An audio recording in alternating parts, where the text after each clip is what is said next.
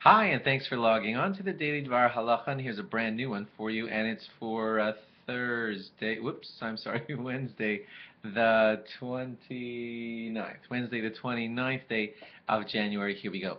Today's halacha is part 4 about eating before davening, or not eating before davening, and it's these details. Taking medicine before davening is totally okay.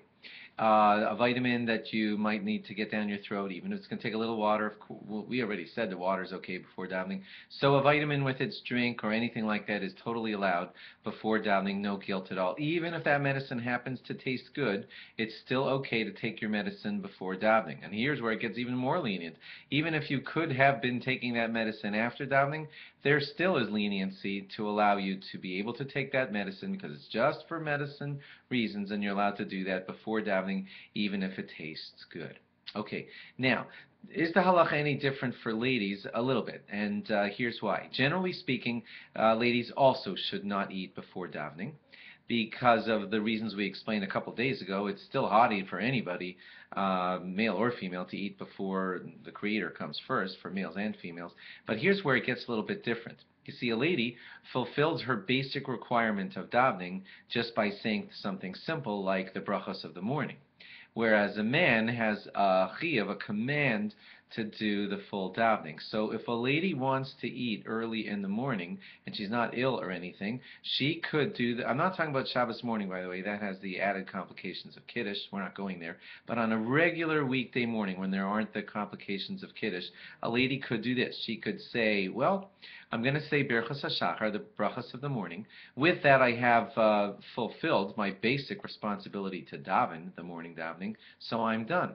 And therefore, after the brachas of the morning, a lady is free to eat after that if she feels like davening.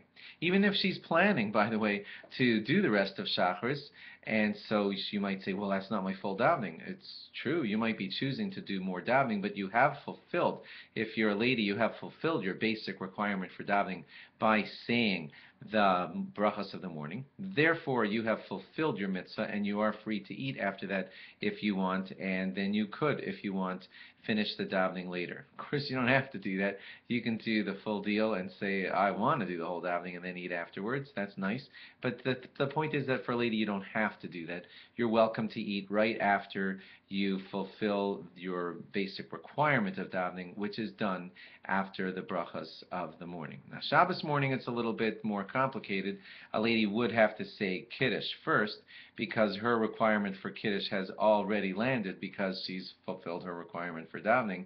And whereas a man, if he found a leniency to eat before davening, he hasn't fulfilled his full requirement yet, so he wouldn't have to say Kiddush. But men, don't you get all lenient here, because according to the strict halacha, you don't have a whole lot of leniency to be eating all that much before davening on Shabbos, just maybe a cup of coffee and stuff like that, and speak to your rabbi if you feel you have leniency for more. And seriously, you might say that I can't concentrate on davening unless I have a small piece of cake, so you better talk to your rabbi about that because it's not so simple.